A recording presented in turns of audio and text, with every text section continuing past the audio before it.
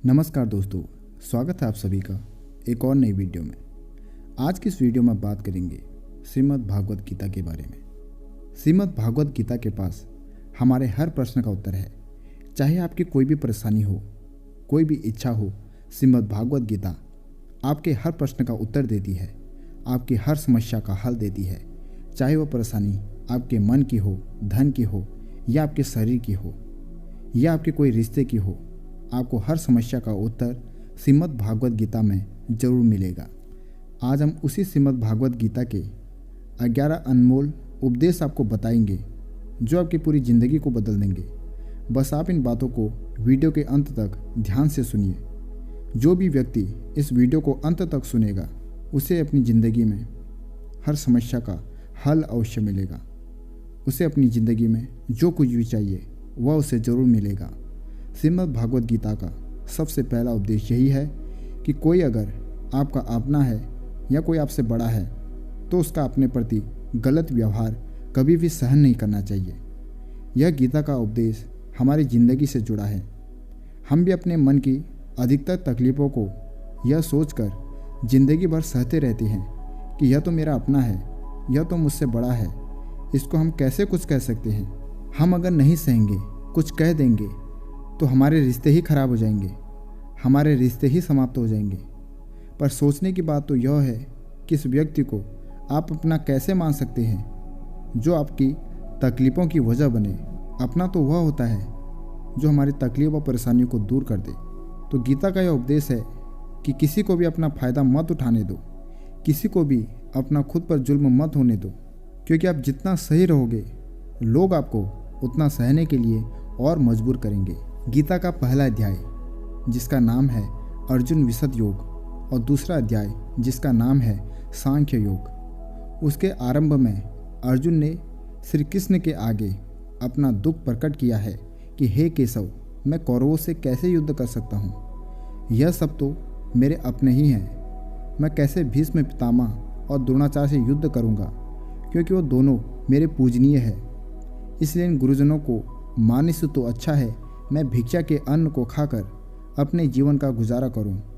और जिन कौरवों से मैं युद्ध करने जा रहा हूं वह सब धृतराष्ट्र के पुत्र मेरे भाई हैं, मेरे अपने हैं। इन सब को मानने से अच्छा है कि मैं सन्यासी बन जाऊं। तो श्री कृष्ण ने अर्जुन से कहा कि यहाँ कौन अपना है और कौन पराया है। जो अधर्म करता है उसके साथ युद्ध करना तुझे मोक्ष और मुक्ति देगा। तो अपने इस मन के मोह को त्याग दे, नहीं तो सारा जग तेरी निंदा ही करेगा, तुझे डरपोक कहेगा। बात अपने और पराई की नहीं है, बात धर्म और अधर्म की है, बात सही और गलत की है। अगर तू गलत को सहेगा, उसका अंत नहीं करेगा, तो गलत करने वाले को और बल मिलेगा, वो और भी गलत करेगा। इसलिए मन के मोह को त्याग करके तू युद्ध कर। महाभारत की एक और कहानी भी है। जब अर्जुन के पुत्र अभिमन्यु की युद्ध में मृत्यु हो जाती है तब अर्जुन बहुत दुखी होता है, रोने लगता है। वह श्री कृष्ण से कहने लगा कि मेरा पुत्र अभिमन्यु मर गया है, मैं यह दुख बिल्कुल भी सहन नहीं कर सकता, मैं भी अपने आप को समाप्त कर लूँगा। फिर भगवान श्री कृष्ण उसे आत्माओं के लोक में लेकर गए जहाँ अभिमन्यु आनंद से बैठा हुआ था। क्योंकि उसने क्षत्रिय चित व्यवहार किया इसलिए उसे उत्तम पद की प्राप्ति हुई। जब अर्जुन अभिमन्यु के पास रोते रोते पहुंचा, अपने पुत्र को देखकर अर्जुन बहुत प्रसन्न हुआ। उसे गले से लगाकर कहने लगा कि हे पुत्र, तेरे बिना तो मैं जी भी नहीं सकता, मैंने तो अपने जीवन की आशा का त्याग ही कर दिया है। तो अभिमन्यु कहने लगा कि आप कौन हैं? अर्जुन बोला, मैं तेरा पिता हूँ और तू मेरा पुत्र है। तब अभिमन्यु कहने लगा कि कौन पिता कौन पुत्र, मेरे हजारों जन्म हुए हैं। किसी जन्म में आप मेरे पिता बनते हैं और किसी जन्म में मैं आपका पिता बनता हूँ। आत्मा का ना कोई माता होता है ना कोई पिता होता है। जब अर्जुन ने देखा कि मेरा पुत्र मुझे पहचान भी नहीं रहा है तो उसका सारा मोह खत्म हो गया। इसलिए गीता के इस उपदेश को ठीक से समझ लो कि यहाँ कोई अपना पराया नहीं है। जो बुरे वक्त में, तकलीफ़ के वक्त में हमारा साथ दे, सिर्फ वही हमारा है, बाकी सब पराए हैं। गीता का दूसरा उपदेश यह है कि जो चला गया है कभी उसका दुख मत करो, और जो आने वाला है उसकी बिल्कुल भी चिंता मत करो। जब महाभारत का युद्ध चल रहा था तब अर्जुन ने श्री कृष्ण से कहा कि अगर यह युद्ध हुआ तो करोड़ों लोग मारे जाएंगे। जो सैनिक और योद्धा इस युद्ध में मारे जाएंगे उनकी स्त्रियों का क्या होगा, समाज कैसे आगे बढ़ेगा, और भी बहुत सी बातें अर्जुन ने विस्तार से कही है। तो भगवान श्री कृष्ण ने कहा, असो नव सोच स्वम प्रज्ञावादास भास से गतासु अतास नानुभोज पंडिता। श्री कृष्ण बोले, हे अर्जुन, तू बड़ी बड़ी ज्ञानियों जैसी बातें करता है, लेकिन जो सच में ज्ञानी होता है वो जो लोग मर चुके हैं, जा चुके हैं या एक दिन जाने वाले हैं उनकी चिंता नहीं करता है, उनका दुख नहीं करता है। तेरे हाथ में कुछ भी नहीं है, तू चाह कर भी कुछ कंट्रोल नहीं कर सकता। जीवन और मरण यह तो प्रकृति की नियम है। इसलिए जो ज्ञानी होता है वह किसी के मरने पर कभी नहीं रोता है।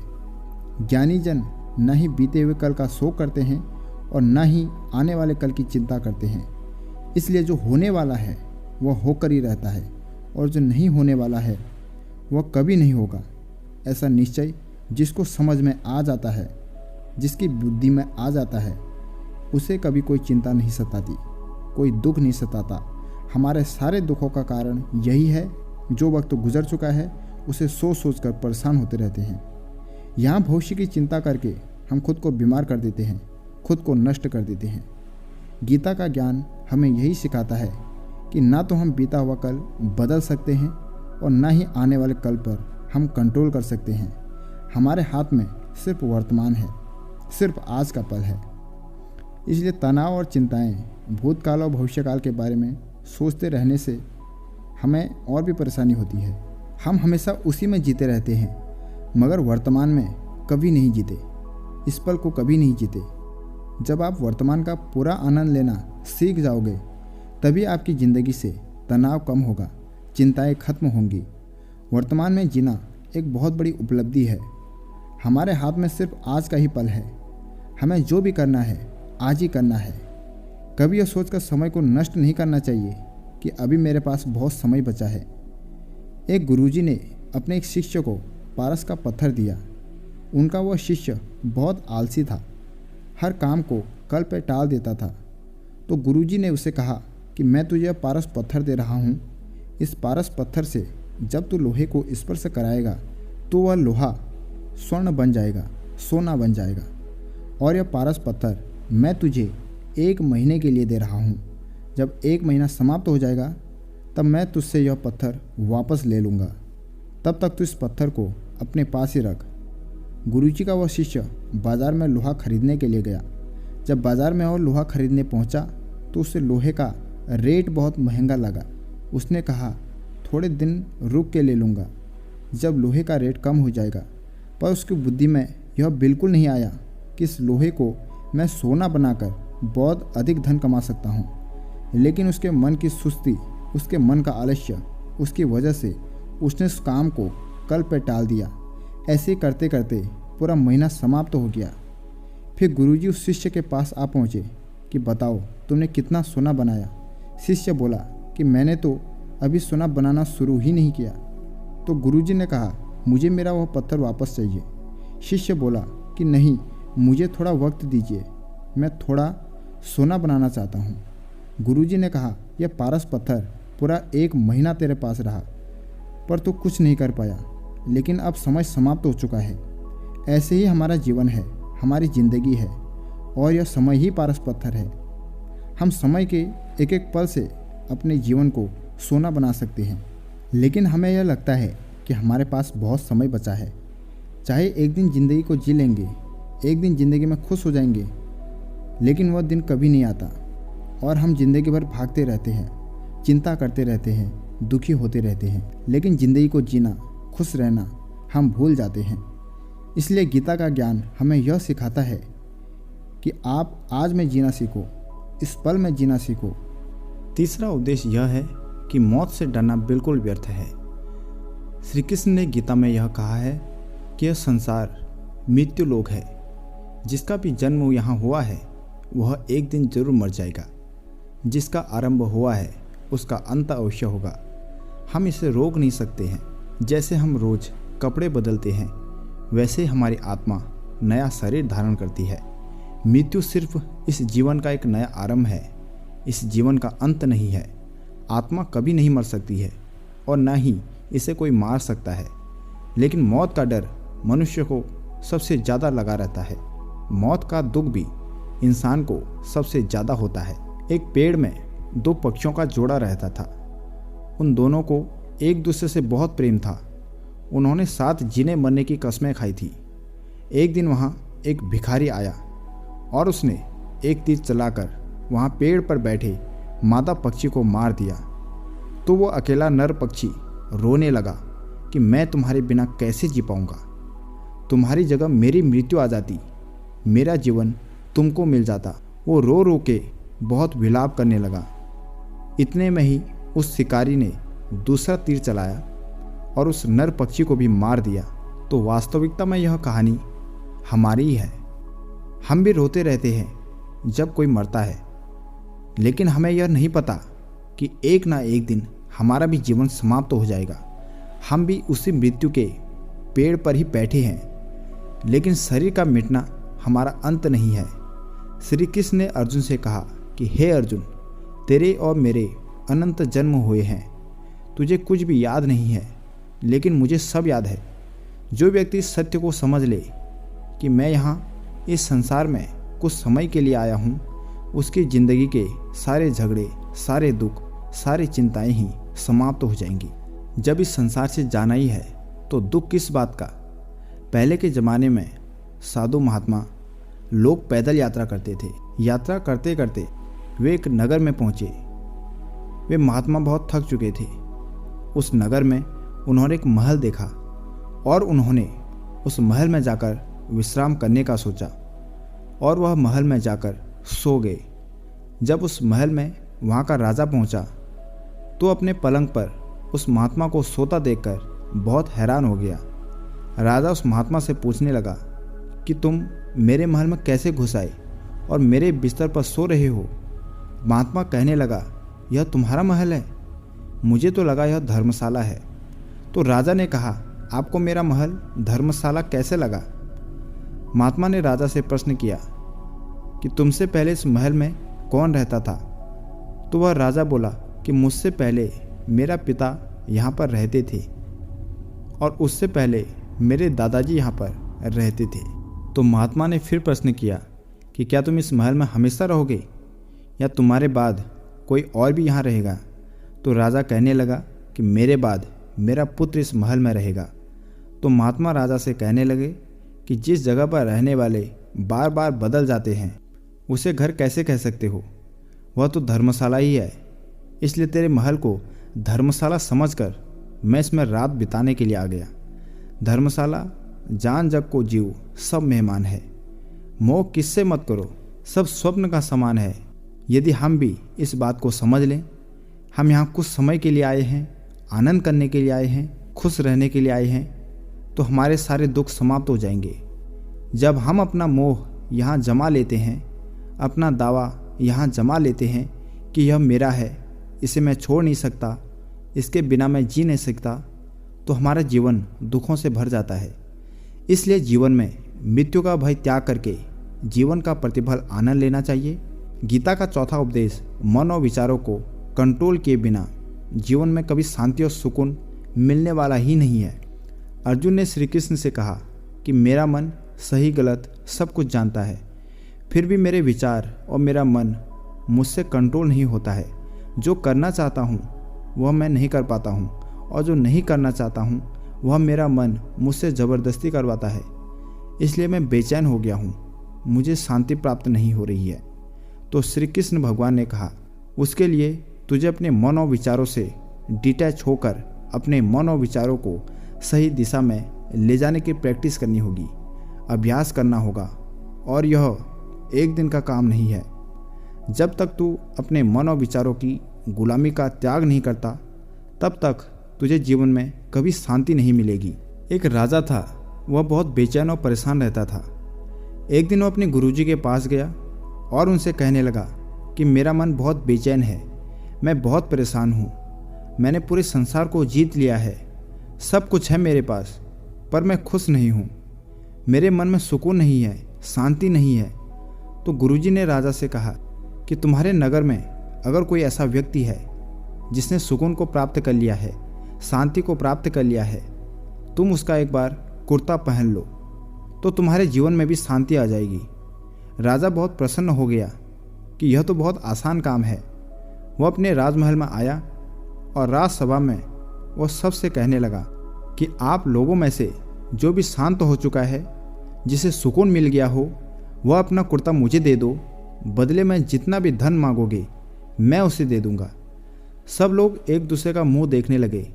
पैसों का लालच आया, लेकिन सबको एक दूसरे की सच्चाई पता थी, क्योंकि किसी की भी जिंदगी में शांति और सुकून नहीं था। सब अपना सर झुकाकर वहां पर खड़े हो गए। फिर उस राजा ने पूरे नगर में ढंढोरा बटा दिया कि जिसे भी शांति प्राप्त हो चुकी है, सुकून प्राप्त हो चुका है, वह मेरे पास आकर अपना कुर्ता दे दो। जितना कहेगा उसे उतना धन मिलेगा। लेकिन एक भी व्यक्ति ऐसा नहीं मिला जिसे शांति प्राप्त हो चुकी हो। वास्तविकता में जब कोई मरता है तब हम कहते हैं कि वो फला व्यक्ति आज शांत हो गया। कभी किसी जिंदा इंसान के लिए ये आपने कभी नहीं सुना होगा कि इंसान शांत हो गया है। राजा के सैनिक पूरे शहर में ढूंढते रहे। फिर उन्हें पेड़ के नीचे एक महात्मा तपस्या करते दिखे। वो सैनिक उस महात्मा के पास आकर पूछने लगे कि क्या आपने शांति प्राप्त कर ली है, सुकून प्राप्त कर लिया है? महात्मा ने कहा, मैं पूरी तरह से शांत हूँ। तो सैनिक उसे राजा के पास ले आए। राजा ने उस महात्मा से प्रश्न किया कि क्या आपको शांति और सुकून प्राप्त हो चुकी है? वह महात्मा कहने लगे, महाराज, मैं पूरी तरह से शांत हूँ। मुझे कोई चिंता नहीं, मुझे किसी चीज़ का लालच नहीं, मुझे किसी भी चीज़ की इच्छा नहीं है। तो राजा भी बहुत प्रसन्न हो गए कि आखिर वह व्यक्ति मिल ही गया जिसे शांति की प्राप्ति हो चुकी है, इसे सुकून प्राप्त हो चुका है। तो राजा उस महात्मा से कहने लगे कि हे महात्मा, आप कृपया करके अपना कुर्ता मुझे दे दीजिए। बदले में आप जो मुझसे मांगेंगे मैं आपको वो दे दूंगा। वह महात्मा कहने लगे कि महाराज, सुकून और शांति तो मुझे मिल चुके हैं, तो मैं इसका क्या करूं? मेरे पास तो कुर्ता भी नहीं है पहनने के लिए जो मैं आपको दे सकूं। जब राजा ने उस महात्मा की यह बात सुनी कि इस महात्मा के पास तो कुर्ता भी नहीं है पहनने के लिए, उसके बाद भी यह महात्मा एकदम शांत है, इसके जीवन में सुकून है, और मैं सारी ज़िंदगी धन को जोड़ने में लगा हूँ, दुनिया जीतने में लगा हूँ, लेकिन मुझे शांति नहीं मिली, सुकून नहीं मिला। क्योंकि शांति और सुकून बाहर की चीज़ नहीं है, अपने भीतर की चीज़ है। इसलिए जब तक कोई व्यक्ति अपने मन और विचारों को कंट्रोल नहीं करता, तब तक उसके जीवन में सुकून और शांति नहीं आती। और गीता का उपदेश हमें यही सिखाता है कि जीवन में शांति चाहिए तो मन को शांत करना सीखो। गीता का 5वां उपदेश यह है कि वासना, क्रोध और लालच सर्वनाश का कारण है, नर्क का द्वार है। जिस भी मनुष्य में ये 3 अवगुण होते हैं, वो हमेशा दूसरों को दुख पहुंचाकर अपने ही सुख और स्वार्थ की पूर्ति करता रहता है। किसी भी चीज़ की हद से ज़्यादा वासना करना, क्रोधी स्वभाव होना और मन में लालच होना उसके जीवन के सुख को समाप्त कर देते हैं, उसके सारे रिश्तों में जहर भर देते हैं। इन्हें नर्क का द्वार इसलिए कहा गया है क्योंकि जिस इंसान में अत्यधिक क्रोध है, लालच है, वासना है, उसका पूरा जीवन जहर से भर जाता है। उसको मरने के बाद नहीं, जीते जी यहीं पर नर्क के दर्शन हो जाते हैं। गीता का 6वां उपदेश यह है कि सब भगवान एक ही है, कोई छोटा या बड़ा नहीं है। सब एक ब्रह्मा परमात्मा के अलग अलग रूप और नाम है। श्री कृष्ण ने गीता के 10वें अध्याय विभूति योग में बताया है कि जितने भी जगत के देवी देवता हैं वो सब मेरी ही विभूति हैं। मैं ही शिव हूँ, मैं ही इंद्र हूँ, मैं ही यज्ञराज, कुबेर भी मैं ही हूँ, मैं ही अग्निदेव हूँ, देवताओं के गुरु बृहस्पति भी मैं ही हूँ, समुद्र भी मैं ही हूँ, अक्षरों में ओम भी मैं ही हूँ, काल का महाकाल भी मैं ही हूँ, सारे जगत का नाश, उत्पत्ति और पालन करने वाला भी मैं ही हूँ। श्री कृष्ण ने अर्जुन से कहा कि मेरी विभूतियों का कोई अंत नहीं है, इसलिए सब भगवान, सब नाम, सब देवता मेरे ही रूप हैं। इसलिए तोत किसी भी देव या ईश्वर में कभी भेद बुद्धि मत करना, कभी किसी को छोटा बड़ा मत समझना। और गीता का उपदेश हमें यह सिखाता है कि कभी भी किसी दूसरे के इष्ट को छोटा नहीं समझना चाहिए या इस बात पर झगड़े फसाद नहीं करने चाहिए कि कौन बड़ा है और कौन छोटा है। गीता का 7वां उपदेश यह है कि सुख की इच्छा ही आखिर में हमारे दुखों का कारण बन जाता है। श्री कृष्ण ने अर्जुन से कहा कि मनुष्य जितना सुखों की लालसा और इच्छा करता है उतना ही उसकी इंद्रियां सुख भोगने में आसक्त हो जाती हैं, उतना ही इंसान का मन संसार के सुख और आकर्षण का गुलाम बन जाता है। और जितना सुख के पीछे भागोगे उतना ही उसे दुख के अनुभव से भी गुजरना पड़ेगा, क्योंकि यह संसार का नियम है कि जो चीज़ें शुरू में मन को बहुत आकर्षित करती हैं बाद में बहुत दुख भी देती हैं, और जो चीज़ें शुरू में मुश्किल लगती हैं, कठिन लगती हैं, बाद में हमें वह चीज़ बहुत काम में आती है। गीता का 8वां उपदेश यह है कि जो भी मनुष्य इस दुनिया के सारे सहारे छोड़कर सिर्फ भगवान को ही अपना सहारा मान लेता है, उसकी हर ज़रूरत वे ईश्वर पूरी करता है। उसकी हर प्रकार से रक्षा वो परमात्मा ही करता है। अनन्या तयो मामते जना परमा सते तेसाम नित्याभि युक्ता नाम योगक्षेम। वहाँ जो भी व्यक्ति मुझे ही अपना सहारा मानता है उसका योगक्षेम मैं वहन करता हूँ। योगक्षेम वहाँ हम अर्थात जो भी चीज़ नहीं मिली है उसकी प्राप्ति कराना, उसका नाम योग है। और जो चीज़ जीवन में मिली हुई है उसकी रक्षा करना, उसका नाम सेम है। तो श्री कृष्ण कहते हैं जो मुझ पर डिपेंड हो जाते हैं उनको जो चाहिए वो मैं ज़रूर देता हूँ और उनके हर प्रकार से मैं रक्षा भी करता हूँ। गीता का 9वां उपदेश यह है कि संसार में हमारा कुछ भी नहीं है। गीता सार में आपने कई बार सुना होगा कि तुम्हारा क्या गया जो तुम रोते हो, तुम क्या लाए थे जो तुमने खो दिया, तुमने क्या पैदा किया जो नष्ट हो गया, तुमने जो लिया यहीं से लिया, जो कुछ भी दिया यहीं पर दिया। जो आज तुम्हारा है कल किसी और का होगा, क्योंकि परिवर्तन ही इस संसार का नियम है। कल तक जिसके बिना आप जी नहीं सकते थे आज उनसे कोई रिश्ता ही नहीं है, बातचीत तक नहीं है। कहाँ गए वह जीवन भर के सारे रिश्ते, वो सारे मित्र जो साथ जीने मरने की बातें करते थे। आज पता भी नहीं कि वे लोग कहाँ चले गए। यह संसार परिवर्तनशील है, सब लोग यहाँ बदल जाते हैं, हर रिश्ता बदल जाता है। और तो और यह हमारा शरीर भी हर दिन बदल रहा है, बचपन से जवानी, जवानी से बुढ़ापा, और एक दिन यह शरीर हमारा साथ छोड़ देता है। तो किसके लिए रोना और किसके लिए चिंता करना।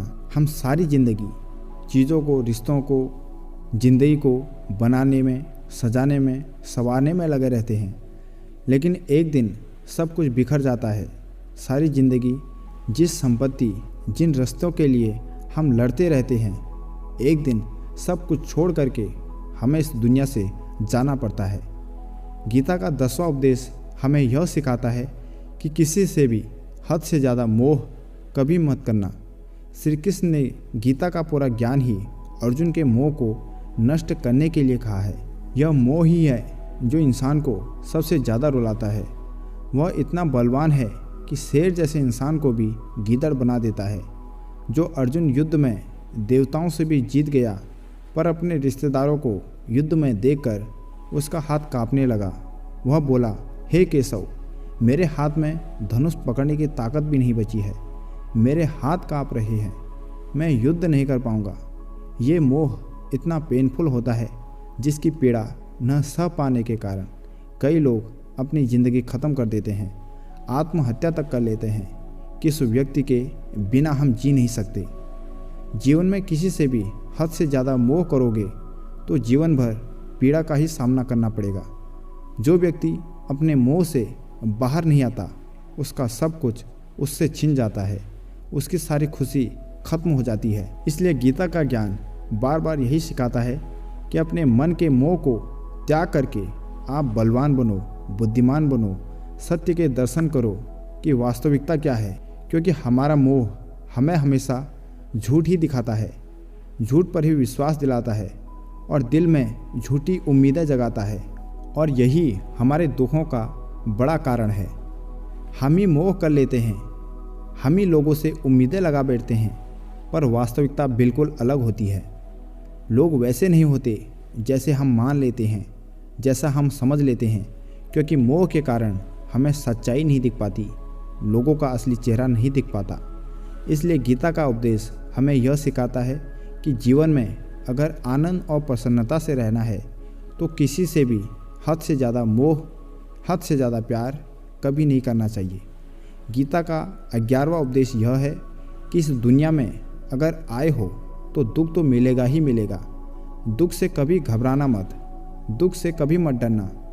श्री कृष्ण ने गीता में यह कहा है कि यह संसार दुखाल अशाश्वत, यानी कि यह संसार दुखों का घर है। जैसे औषधालय में औषधि मिलती है, पुस्तकालय में पुस्तकें मिलती है, चिकित्सालय में चिकित्सा होती है, वैसे ही संसार को भी श्री कृष्ण ने एक नाम दिया है, दुखालय, जहाँ पर दुख मिलता है। दुख तो यहाँ हर किसी के जीवन में आता ही है, लेकिन अगर दुख आया है तो सुख भी आएगा। इसलिए दुख से कभी नहीं डरना चाहिए, क्योंकि यह संसार दुखाल भी है और आशावद भी है।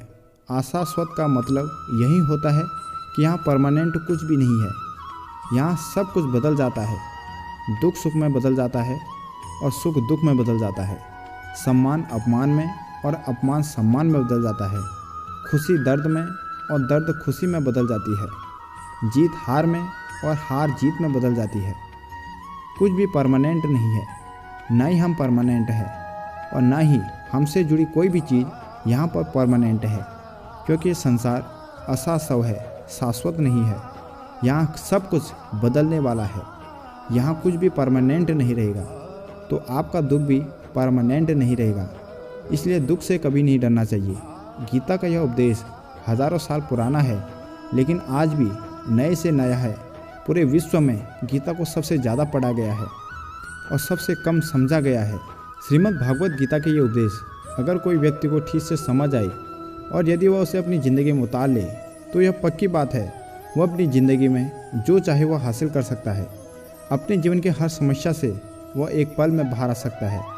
श्रीमद् भागवत गीता के इस दिव्य उपदेश को हमें बार बार सुनना चाहिए, हर रोज़ सुनना चाहिए। जब भी जीवन में कोई चिंता या परेशानी आए तो एक बार इस उपदेश को जरूर सुन लेना और मन में यह विश्वास रखना कि गीता का यह उपदेश आपकी ज़िंदगी की हर परेशानी में आपको राह अवश्य दिखाएगा। यदि वीडियो पसंद आई तो इसे बाकी मित्रों, अपने रिश्तेदारों में शेयर जरूर करें और वीडियो को एक लाइक और कमेंट जरूर करें। जय श्री राम, जय श्री कृष्ण।